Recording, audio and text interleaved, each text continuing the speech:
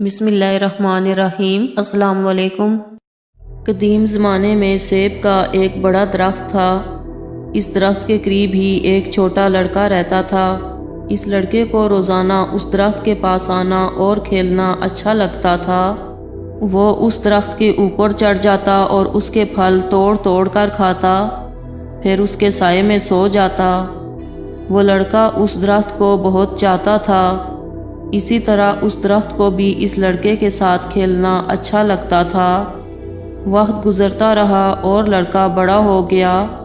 अब वो पहले की तरह रोज़ाना उस दरख्त के पास खेलने नहीं आता था। एक रोज़ वो नौजवान दरख्त के पास आया। वो मायूस लग रहा था। दरख्त ने उससे कहा, आओ मेरे साथ खेलो। नौजवान ने उससे कहा, अब मैं बच्चा नहीं रहा, अब मैं दरख्तों के इर्द गिर्द नहीं खेलता। मुझे कुछ खिलौने चाहिए और उन्हें खरीदने के लिए पैसों की ज़रूरत है। उस वक्त दरख्त ने कहा, मुझे अफसोस है, मेरे पास पैसे तो नहीं हैं, लेकिन मेरे ऊपर जो सेब लगे हुए हैं तुम उन्हें तोड़कर बेच सकते हो। इसके बाद तुम्हारे पास पैसे आ जाएंगे। नौजवान बहुत खुश हुआ और उसने दरख्त के सभी सेब तोड़े और खुशी खुशी चला गया। सेब तोड़ने के बाद नौजवान वापस नहीं आया तो दरख्त को मायूसी हुई। एक दिन वो नौजवान आया। अब वो जवान हो चुका था। दरख्त बहुत खुश हुआ। उसने जवान से कहा, आओ मेरे साथ खेलो। हस्बे तवक्का उसने इनकार कर दिया। मेरे पास खेलने का वक्त नहीं है। मेरे लिए ज़रूरी है कि मैं अपने कुंबे के लिए काम करूं।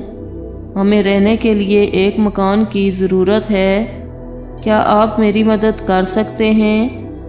दरख्त ने उससे कहा, अफसोस है लेकिन मेरे पास कोई घर नहीं है। फिर भी अपना घर बनाने के लिए तुम मेरी टहनियाँ काट सकते हो।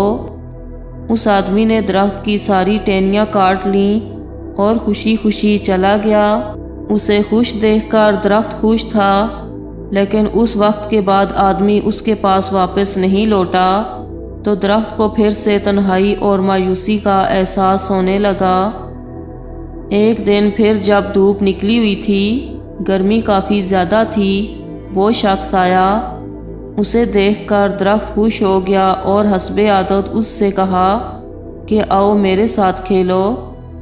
आदमी ने कहा कि मैं बड़ा हो गया हूँ और चाहता हूँ कि समुंदर में सफ़र करूँ ताकि खुशहाल हो जाऊँ। क्या आप मुझे एक कश्ती दे सकते हैं? दरख्त ने कहा, मेरे तन्ने से अपनी कश्ती बना लो। इससे तुम दूर तक सफ़र कर लोगे और खुशहाल हो जाओगे। आदमी ने कश्ती बनाने के लिए दरख्त का तन्ना काटा और समुद्री सफ़र के लिए निकल पड़ा और काफ़ी ज़माने तक नहीं लौटा। सालों बाद वो शख्स फिर आया। दरख्त ने उससे कहा, ऐ मेरे बेटे, मुझे अफसोस है लेकिन मेरे पास अब कुछ भी नहीं बचा है जो मैं तुम्हें दे सकूं। तुम्हारे लिए एक सेब भी नहीं बचा है। उस आदमी ने कहा, कोई बात नहीं, मेरे पास उसे खाने के लिए दांत ही नहीं हैं। दरख्त ने कहा, मेरा तन्ना भी नहीं बचा कि तुम उस पर चढ़ सको। उस शख्स ने कहा, उस पर चढ़ने की अब मेरी उम्र नहीं रही।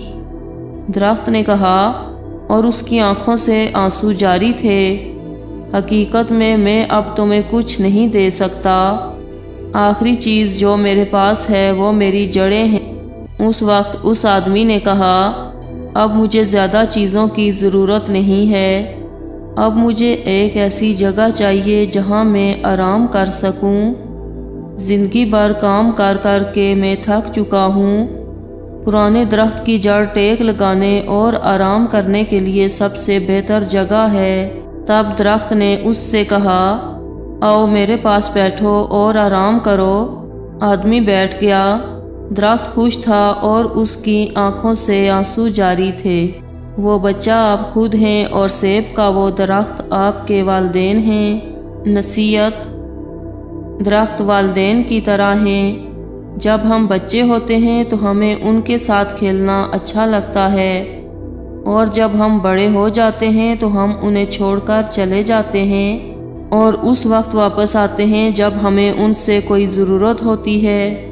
اور کچھ بھی ہو جائے، والدین کبھی بھی اپنی قیمتی سے قیمتی چیز اپنے بچوں کو دینے میں تردد نہیں کرتے، جو ان کی آنکھوں میں بچے ہی رہتے ہیں۔ اچھی بات دوستوں کے ساتھ ضرور شیئر کریں۔ جزاک اللہ۔